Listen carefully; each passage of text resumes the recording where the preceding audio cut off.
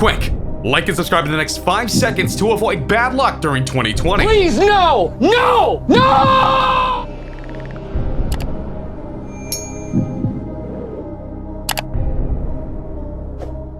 354, that's the gap at the top right now between Stretch and Dub, and things are so close. These two are neck and neck.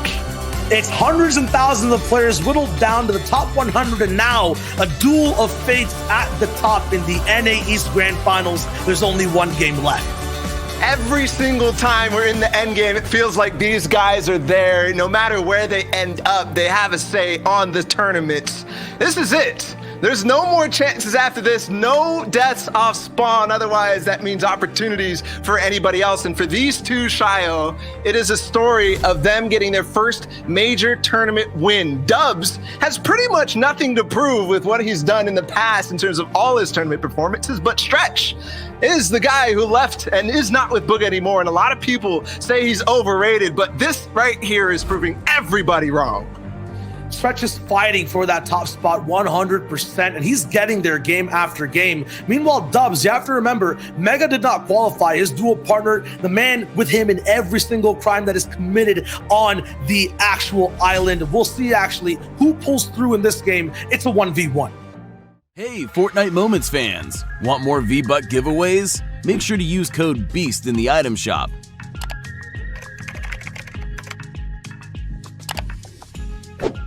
And we'll continue to give out redemption codes just like this. Don't forget to like, subscribe, and turn on post notifications so you don't miss out.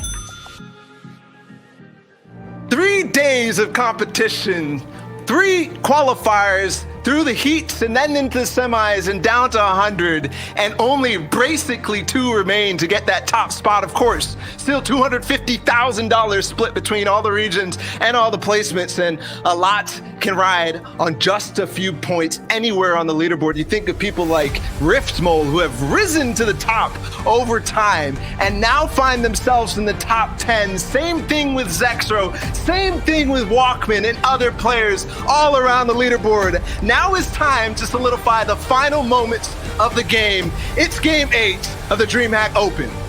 The last drop off the bus. All the emotions that have been riled up from an off-spawn mishap, from an end game elimination, rile up to this moment. Where do you choose to lay your mark at the DreamHack Open? Stretch will choose Misty Meadows as usual. We will see Caddy with Frisk. Dubs, though, question is, where will he land at Fortia? We can already see the arrows down there.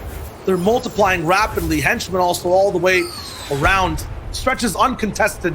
He's been so safe thus far. Price has fallen from the top spot, but still, he controls many fates with the shockwave launcher over at Caddy. Yeah, but 3 people going to be landing with him. This has been a story that Frisk has not been kind with, especially with Edgy. This time, it's perfect. He gets the drop.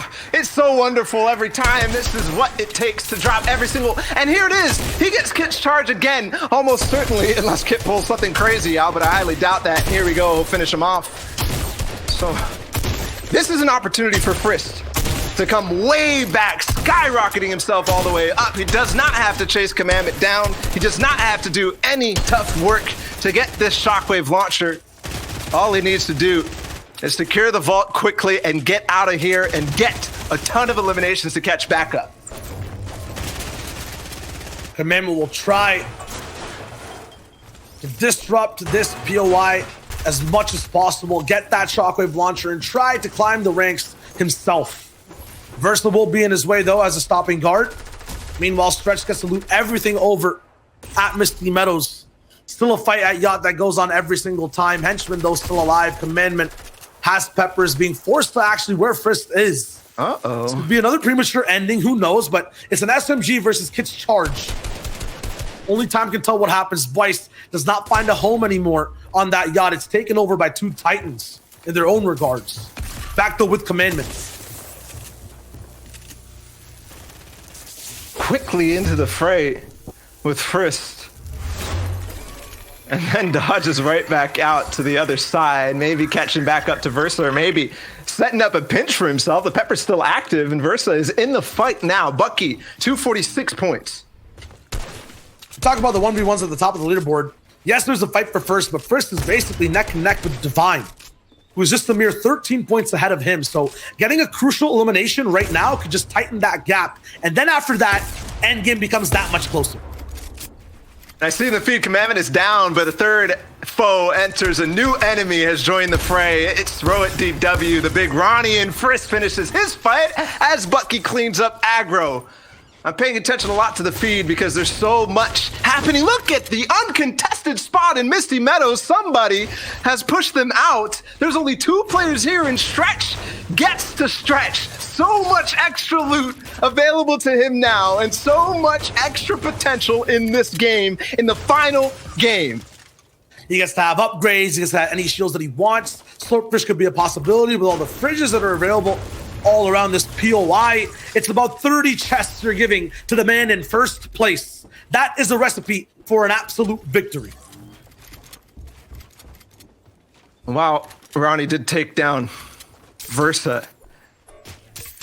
Oh no, sorry, Frisk took down Versa and Ronnie took down Commandments.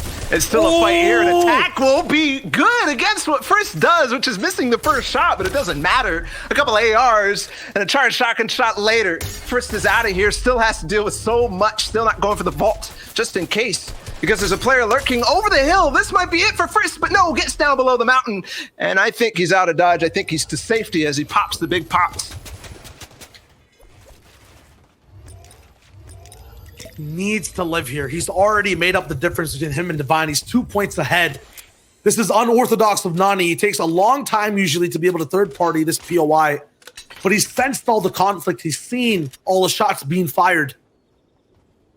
This is such an issue for Nani right now. As he chases down Frisk down the hill, he's brought him all the way away from the vault. Yes, there's potential for him to quickly get back into this, especially if there's a Pepper involved, but Frisk will take the fight instead and start things off with a 117 up the sky. Almost gets the shockwave play on Anani. There's Chug Splash on the other side. Another connect. He's completely even the odds, and then he gets the wall too. A right shoulder peek, sprays him through, almost gets him down, almost gets the shot. One more will do, but same thing for Frisk, only 63 HP. Nani with the Chug Splashes at least gets back up a little bit. I was saying he go right back to the vault. Another shot, but still doesn't finish him. He chases. This is so risky. 6 HP now. One more shot on either side will do it. And the charge is completely unnecessary. The tack might have the upper hand here, although Frisk knows the HP situation. 0 mats now. I think both. Another shockwave might actually do it. He still has minis. Over the top. Still mats on Nani. So close. Frisk is done. 302 is where he lands. And that's only 2 points ahead of Divine. That is only an elimination or 48th place for Divine to do to get that extra prizing, to get that extra placement and end top 3. For Frisk, it was all about speeding up. Nani slowed him down. We switched over to Dubs, though, who has to move fast. This is the first time I think he doesn't go into a big early game fight. It was Redux who was attacking him game after game. He got taken out way early. I think switching over to completely Fortia. Dubs closer to Weeping Woods, but you'll notice there's no trees, no protection for him. Everything's out on the line for Dubs. He's got the loadout, though. The vault's been secured. The launch pad's there. Crash pads, you've seen how monumental they can be for rotations, for disruptions in the end game. He's got to mat up, he's got to move out. Already well on his way. And the zone favorite is there. Stretched with the boat rotate across the way. This is how he's center zone every single time. Already on the edge of the map, but look. Stretch and Dubs are pretty much by themselves in all directions, in all places. Dubs by himself in the water in the southwest, but on the other side of the map. Call it a 2 corners challenge right now. Stretch in the northeast. They are so far from engaging, but also so good in terms of positioning. Might be a 2 corner challenge, but these guys are not on the same team. Only one person can win. And that'll go down to the 9th zone, I guarantee it. The Stretch will have a harpoon to use. We haven't seen this happen from him just yet, but this is business as usual. Getting towards these retail mountains, these Dirty Docks Grotto Hills, looking for shots on the rest of the server. This is how Stretch stays ahead of the game. Dubs will have a little bit more of a challenge moving through not only Authority and the rest of the middle of the map to look for his tags. This is the last game of NA East. It'll be people trying to hold on for as long as possible. You saw the fight between Ronnie and Frisk. You saw how long these engagements will now last. No one wants to just boil it down to a final 50-50.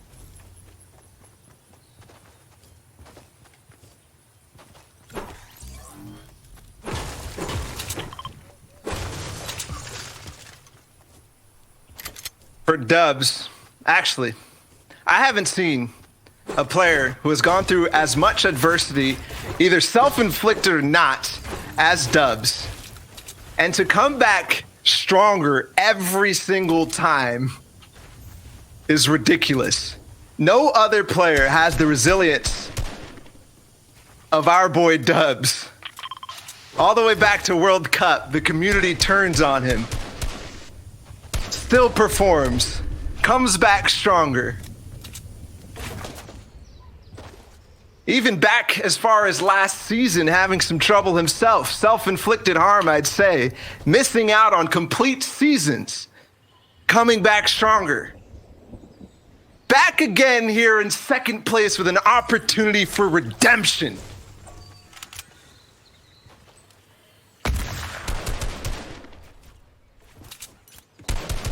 Meanwhile, on the golden chair at the other side of the table, Stretch, the man in first place, always living in a shadow, finally searching for his own light, for a tournament win without a dual partner, without a squad mate. It's just him and his skills versus everyone else.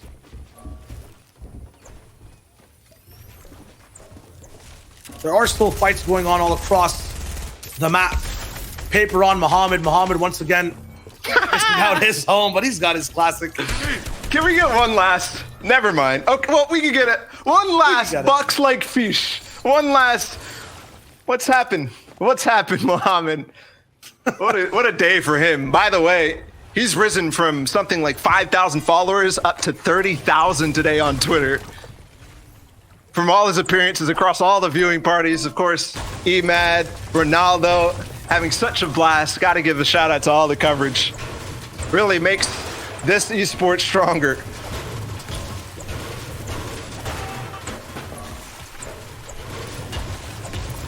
This is the man that needs merely 2 placements for 1 elimination. We talked about the difference in EU between first and second. It was $8,000. Between third and fourth, it's also very significant. A few seconds of time can be worth so much here to Divine. Some people, though, completely out of time.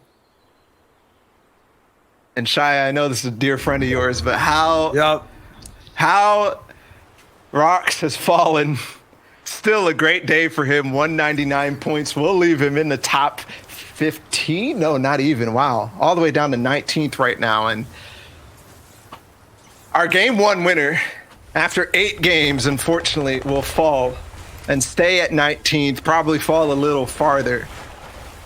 I'm sure disappointed for him, but still, Rox is not a player you expect to be in these positions. He's made it to grand finals time and time again, but a top 20 finish, at least before that, is still impressive to say the least.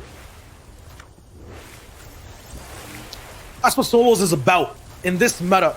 Regardless of if you're winning this competition, if you're in the grand finals, you're placing in the top 30, top 20, you gain respect. You gain position and power to be able to find better teammates for team modes. This is work put in that will gain you rewards on the way out. And yeah, winning a game, that's a lot. Rox did it. Many others did too. Zextra won at 245, still showing us that no matter how many times he either leaves the scene, takes a mini break, runs into trouble with maybe a few teammates, has volatility in practice, he's still here to play. He's the OG solo god. Right next to another solo god. In Bugha, down below this hill. And it is a craggy cliffs type ending. I was scared for a second because just like Rox, Dubs is in zone, but a much better position for him, and he'll be able to rotate off the side of this. way up north, even coming off the yacht where nobody stands. If we talk about edge zone rotates, this is one that I have not seen be more successful. Stretch doing his own impression of this, edging his way ever closer. But still, they're working from the outside in, and I think a shot just was fired at Dubs, a risk that he's now definitely questioning. Here's a boat, though. He'll be able to make quick work of this, but also attract more attention than just one shot. Even maxing out on metal, though, every little bit of material counts. 2 match short. Hopefully that doesn't matter all the way in the late game. Get tracking a map utility. Although the bottom right side was a zone that's very hard to play, this is very unique because it offers more options to the player when you're on the northern side, when you're near Craggy, on what to do. If you're on height, you have a mountain to play off of that's not as insane as Cape Cod. When you're talking about that height, though, you're talking about basically that research station on top of Craggy Cliffs. Think about the positioning of where Dubs is and where Stretch is. He came in on the east side, more central, and you know Stretch is going to push up that mountain and take that position. Meanwhile, Dubs has absolutely no chance to scale that mountain. He does not have the tools, he does not have the equipment, and he does not come for the right road. But how good will height be when you don't control the shockwave launcher? When you start with it, it's the first thing that gets disrupted when someone is going for the top spot. You know, Ronnie has it. We've seen in games 2 and 3 how dominant he can be when he's on height. He holds it for multiple different zones.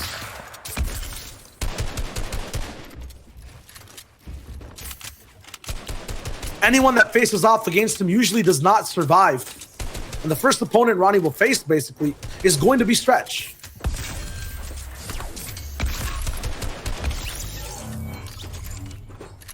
Spike doing what he's been doing all game, really getting super involved, and finally it works out for him with 2 eliminations. Man, Dubs makes me eat my words immediately. There's a road for him. There's a path. He's already halfway up that mountain. I don't see where Stretch is. I do see Trashy at the top, who has fallen out of the top 10. Actually fallen out of the top 21. That's where he's at right now. I think it's a bit of a stretch, no pun intended, to be able to go all the way on the right side of the map and kind of clinch your way into the top of this mountain. I don't think there was enough speed for Stretch to actually reach that. Plus, combined players like Nexty in the way, taking shots, working for Surge. He must be somewhere closer to the south side of the map, but that's where things are so congested. Take a mental note of how far away each player is right now from each other, between Nexty, Dubs, Coral, Skittles, all these bases. Once we flip over to the south side, you'll see people just barely reaching into the zone, instantly boxing up, not wanting to waste any materials. 4th zone revealed, and we're ever closer to endgame. We're ever closer to moving zones. The zones that will determine everything. One last huge shout, by the way, to the EU players competing today, the ones who double qualified for grand finals. Savage, Benji, everybody who's had an impact and affected our enjoyment of these greatly. Just seeing that international competition, even though not necessarily the most balanced across the water, still fun to see. Duels between Mr. Savage and Bugha and things like that are rare. So thank you for putting on a show.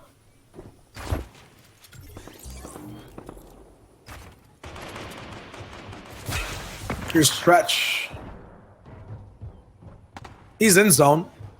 He actually has the opportunity to maybe even block out Dubs.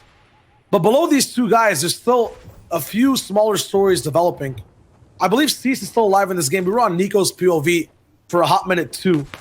Both these players are side by side tied for 223 points each. Bala mentioned in the pre-show, your placement points will not matter while you guys are both existing in this final game. They will have to get elimination points. They will have to be unique to basically further themselves on that leaderboard.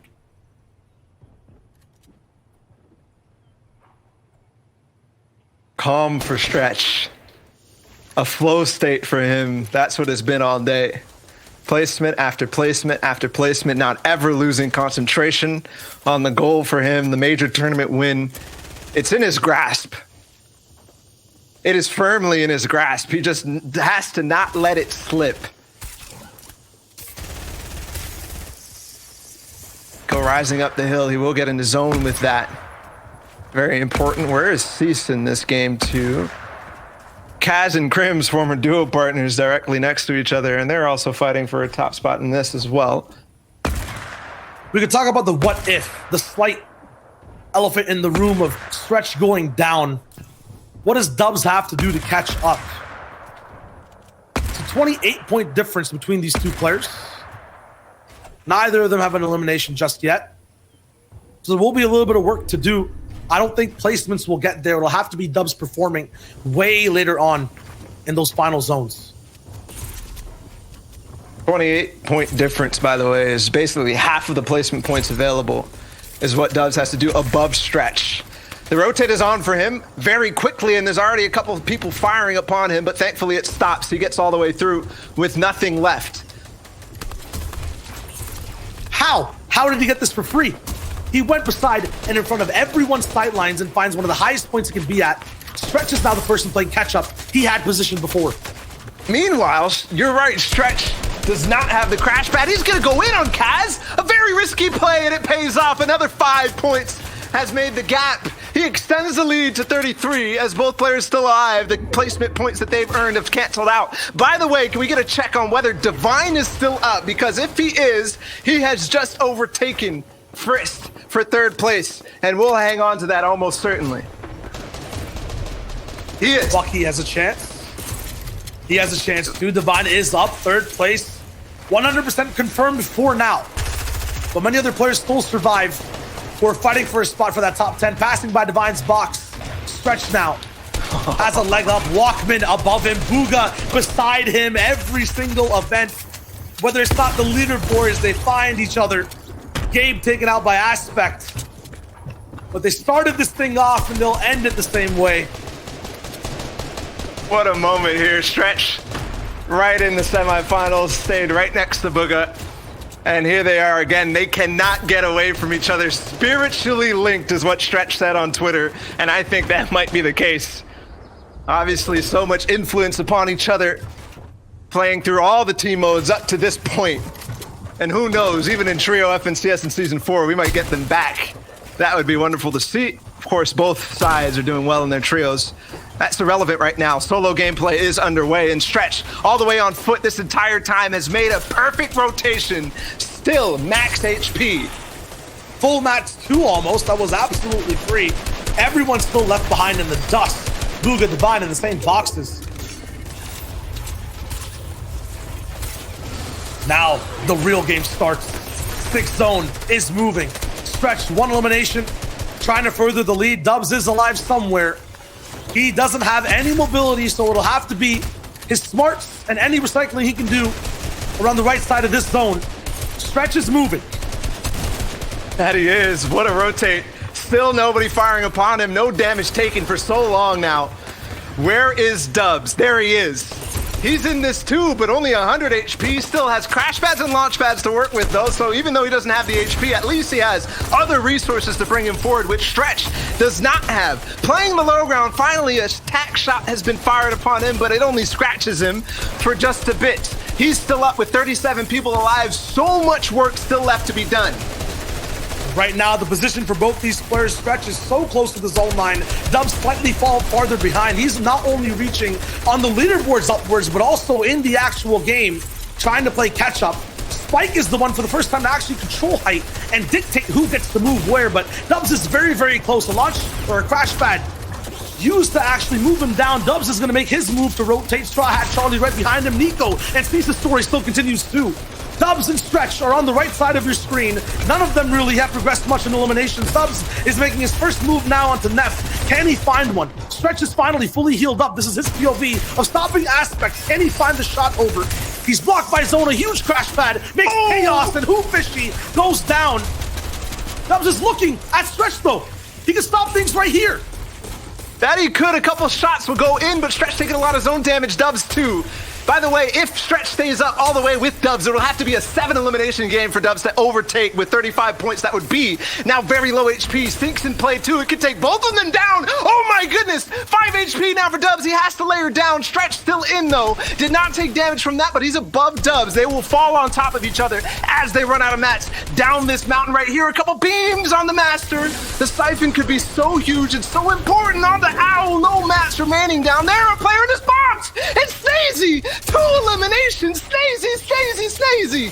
Bugha and Dubs down. And that's it, ladies and gentlemen. Stretch on high ground. And Stretch has won DreamHack Open, the first one of this season. We will have many more, but Stretch now a victory lap.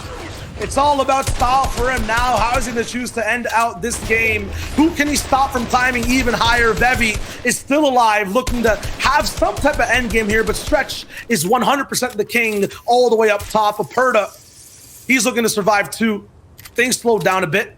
5 people end game as the 9th zone starts to close in. It's 1 minute until this competition is absolutely over. Stretch has control of all aspects of this game. Reverse ramps down to be able to connect faster. Each player doing as much as they can to move past old builds. Aperta goes up, he has a shockwave launcher, Stretch falls down, cannot take any fall damage or even go near the zone. Aperta is getting chaotic, lots of self-damage done by the zone. Stretch is now back at his home habitat, that blue line. Last mat possibly. A wooden cone down, he has to try to evade and move around places. 1v1 carry goes down. Stretch is on a tear. Aperta can't stop him. The shockwave can't stop him. Dubs is gone. This is Stretch's show. He's still landing shots, looking healthy, looking spry. 3 eliminations, turned it over to 5-year Stretch. Bevy below him, he gets pushed all the way back. Isn't enough to stop this man, this monster, almost there still. Bevy pushed back, but Stretch is your ultimate winner. Aperta wrapping up that final game. This was NA East. Welcome to the first showing of the DreamHack Open. And that's it, ladies and gentlemen. Stretch is your champion. We have a lot to digest, and we'll do so after one final break. But there's one player in particular that I want to hear from, and I believe we actually have him in the chat right now. Stretch, are you here? Yep, what's up? Hey, how's it going, man? How you feeling taking the first win off of this DreamHack Open?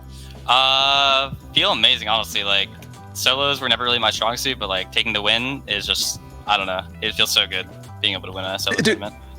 First of all, Stretch, congratulations, man. I want to talk about this journey for you in solos because obviously you're no stranger to making it known, your opinion heard, right? Solos is not your strong suit, but FNCS Invitationals changed that. And all of a sudden here, you're winning your first major tournament and really, in my mind, shutting everybody who doubted you up. I just want to hear about that journey, man. From Invitational to now, man. What changed? Yeah, totally. I think it was just honestly like my confidence in solos and just like wanting to prove myself almost. Like I never really did good in solos. I was always like a trios and duos player. And then obviously like I started playing on zero ping, which helped me a lot. And then ever since I like just started doing really good in Invitational, like the first Invitational week, I just like think I just found out the way to play solos, honestly. Like just grinding a lot too. Yeah. When it came to DreamHack, playing this tournament in specific, open semis to grand finals, the format, did you have to change the way you approached the game compared to different tournaments? Or was it just the same old Stretch gameplay? Honestly, in the open qualifiers, I definitely had to W key a bit more because there was more players like playing. And but in the semis, I didn't have to change anything at all. I didn't change the way I played one bit, and I, did fine. Well, I want to talk about your place. Go ahead, Kelly. I just want to talk about your playstyle that we saw in the grand finals there with such a commanding lead over even the second place person. What do you think sets you apart from the rest of the players we saw today? Just my patience and my mentality, probably. I think solos is like a huge mental game, and as long as you have a good mentality and like you don't tilt at all, like, and keeping your momentum is super important. Like after your I had a couple good games, and then I had a 20th place, which usually after people die there, they end up slowing down, but I didn't. You just gotta like keep going strong, and just honestly having confidence is just so big. Like I can't stress that enough. Like I think people were nervous, and I took advantage of that. So is that confidence here to stay, man? Like, what does this mean for you in the future? Are you going to be dominating every single tournament? Because this is one of the most dominant performances we've seen since your former teammate Bugha, man. Yeah. I mean, we've been dominating trios. Like, I mean, I plan on just keeping the momentum going. Honestly, I'm going to win everything. I mean, what does it mean if you get first place in the FNCS solos? What happens then? I don't know. I don't think anything's going to change. I still think I'm the best player in the world, honestly. Like, True. Ooh. Stamp it down. Well, as the self-proclaimed best player in the world, is there anything that you want to say to all the viewers watching at home? Yeah. I get a lot of questions like, how do I go pro? And like, is it too late to go pro? And like, Fortnite's super inclusive. So like, if you're watching like DreamHack right now and you're wondering like, can I do this? Like, you just gotta go for it. Honestly, like Fortnite is like so insane. Like you can go pro at any time as long as you just have the right mindset. And if you don't have placements yet, just keep grinding. Honestly, that's all I can say really. Stretch, thank you so much for joining us here. Congratulations again for being the champion of the North American East region. Have a good one, man. You too. I'm so excited. I didn't know that we were actually going to get an interview. Yeah, that was a surprise at bars. Yeah, enough said, pretty much. I mean, the inclusivity thing, saying I'm the best player in the world, man, he proved it today, at least on a smaller scale in NA East. I want to see and I want to wait, and I want Stretch to be unleashed in international competition in the future, because this is a new Stretch for sure. Yeah, it's like he started the day off sitting in the chair, absolutely knowing he was going to win, and he didn't seem nervous at all, just completely on that mindset of I'm the best, and he is the best. I mean, definitely today he was the best, but if you guys are just joining us right now and you missed this incredible weekend of Fortnite action, well, we're actually going to talk about the tournament one last time just to remind you all what Stretch had to do to get here. There was hundreds of thousands of players that signed up between our 3 regions. Out of those hundreds of thousands of players, only 250 would qualify per heat. There was 2 heats per region, which means that in the semifinals, we saw 500 of the best players of their region duking it out to claim the top 100 spots, because today in the grand finals, where the prize pool matters, is where those 100 players competed. And it changed up a little bit from the open qualifiers, where they had 3 hours to complete 10 games and collect the most amount of points. For the grand finals today, all 100 players fought in the same lobby, and you could tell how different those games were, Shayo. Yeah, I mean, the grand finals will always have a different change of pace, and the biggest thing about them is you only get practice, the proper practice, playing those grand finals. So all 100 players, regardless of your placement, you're going to have such a big advantage on the next tournaments that are going to be coming up. Remember, I think DreamHack's happening every single month all the way throughout the year. So I'm hyped to see what happens next time. It's going to be so much fun to see.